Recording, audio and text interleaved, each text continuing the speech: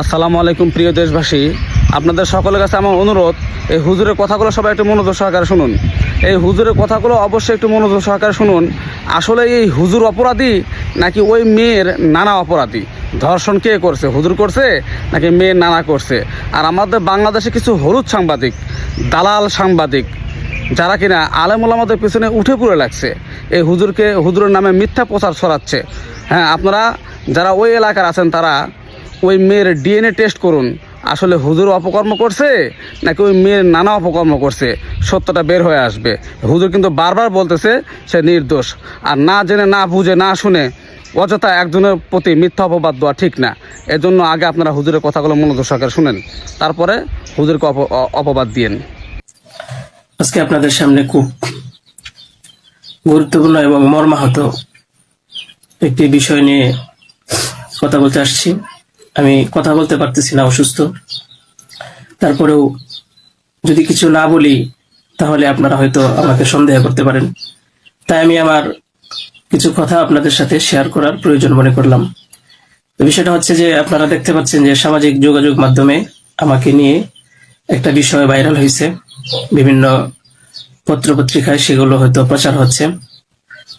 তো আমি আপনাদের বলবো যে এই বিষয়টার সাথে, যে বিষয়টা মেঘলা নামক একটা মেয়ে এবং আমার ছবি দিয়ে যে একটা অপপ্রচার করা হচ্ছে, অপবাদ রটানো হচ্ছে, এটার সাথে আমি কোনোভাবেই সম্পৃক্ত না। আমি এটার বিষয়ে কিছুই জানি না। আমি যদি বলি তাহলে বলবো যে এই মেয়েটা আমাদের এখানে পড়াশোনা করেছে, গত বছর পড়েছে এবং এর আগের বছরও পড়েছে। তো এর আগের বছর পূর্ণ বছর পড়াশোনা করার পরে সে আমাদের মাদ্রাসা থেকে চলে যায়। তো পরবর্তী বছর যখন মাদ্রাসা শুরু হলো তখন আমরা খোঁজ নিয়ে জানতে পারলাম যে কে কে আসে নাই। তো যারা যারা আসছে না তাদের মধ্যে সেও একজন ছিল, যে সে এখান থেকে চলে গেছে অন্য কোথাও। তো খবর নিয়ে জানতে পারলাম সে ঢাকা চলে গেছে, তারা বাবা মার সাথে থাকে। বাবা মা সৎ বাবা এবং মা অন্য কোথাও আগে বিয়ে বসছিল। তো বর্তমান যে বাবা আছে মেঘলা, তার মেয়ে না, বরং আগের বাবার মেয়ে সে। তো সে যখন ঢাকায় চলে গেল আমরা শুনলাম, তখন আমরা কিছু বলি নাই, ঠিক আছে, ঢাকায় তো পড়াশোনা বেশি হয়, তাহলে পড়ুক। আমরা আমাদের ক্লাস শুরু করে দিলাম। কিছুদিন যাওয়ার পরে দেখলাম আবার এই মেয়েটা আমাদের মাদ্রাসায় আসছে।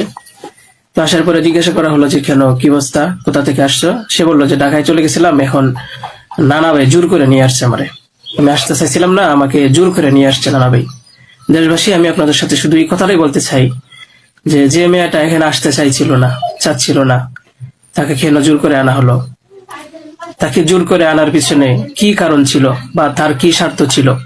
পরবর্তীতে আমরা এটাও জানতে পারি যে এই মেয়েটা তার এই নানার সাথে রাতের বেলা ঘুমায়। সে নিজেই বলছে।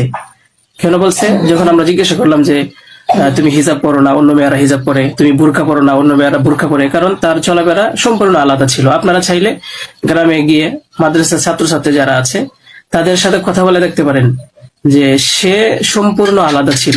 তার কোনো কিছুই আমাদের কমনের ভিতরে ছিল না, আমরা তাকে কন্ট্রোল করতে পারতেছিলাম না।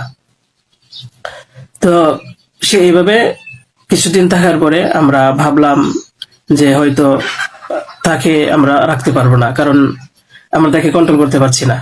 হয়তো মেয়েটা অন্য কোথাও গিয়ে যদি কন্ট্রোলে থাকতে পারে, পড়াশোনা করে, তাহলে এটা তার জন্য ভালো।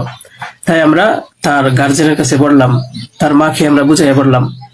আমাদের উদ্দেশ্য এটাই ছিল যে তার মা যেন তাকে বুঝিয়ে বলে যায় যে হুজুরের কথা মেনে চলবা, মাদ্রাসার নিয়ম কানুন মেনে চলবা, এই কথাগুলো উনি বুঝিয়ে যাবেন। কিন্তু উনি কি করছেন যে ওনার মেয়েকে উনি বলছে যে না, আমি এখানে রাখবো না, নিয়ে চলে যাব। তো আমাদের এখান থেকে প্রায় 5-6 মাস আগে আমাদের মাদ্রাসা থেকে নিয়ে চলে গেছে। হয়তো পরবর্তীতে খবর নিয়ে জানতে পারলাম সিলেটে যেখানে উনি থাকে সেখানে নিয়ে গেছে। তো নিয়ে যাওয়ার পরে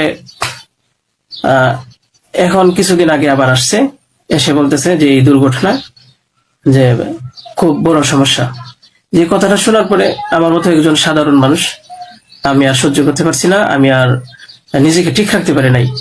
আমি একেবারে অসুস্থ হয়ে পড়ছি। কারণ আপনারা হয়তো জানেন যে অনেকেই, আমার ফ্যামিলি আছে, আমার বাচ্চা আছে, আমার বিবি সাহেব আছে, আমার আত্মীয় স্বজন আছে। আপনারা বলুন তো, আমার নামে যে বিষয়টা প্রচার হচ্ছে, এটা আমার ফ্যামিলির লোকেরা দেখে আমাকে কি বলছে, কি ভাবছে?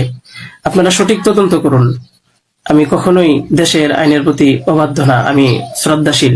দেশের আইন আছে, সেই আইন সঠিক অপরাধী যে তাকে খুঁজে বের করবে। আপনারা অপরাধী খুঁজে বের করার আগেই যদি আমাকে অপরাধী বানিয়ে ফেলেন, তাহলে তো আসল অপরাধী পার পেয়ে যাবে, আসল অপরাধী তো ছাড়া পেয়ে যাবে। আপনাদের কাছে আমি অনুরোধ করে বলি, আপনারা আসল অপরাধীকে খুঁজে বের করুন, টেস্ট করা হোক যে আসলেই এ বাচ্চা বাবাকে। আপনারা আমাকে টেক দিচ্ছেন, বিভিন্ন পত্রিকায় টেলিভিশনে বলা হচ্ছে।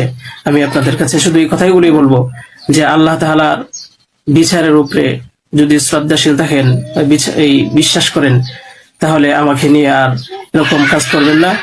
আপনারা সঠিক তদন্ত করে সঠিক অপরাধীকে খুঁজে বের করুন। আমি আপনাদের সামনে আর কথা বলতে পারতেছি না। আপনারা সবাই ভালো থাকবেন, ইনশাল্লাহ পরবর্তীতে আর কথা হবে ইনশাল্লাহ। আসসালামু আলাইকুম ওয়া রাহমাতুল্লাহ।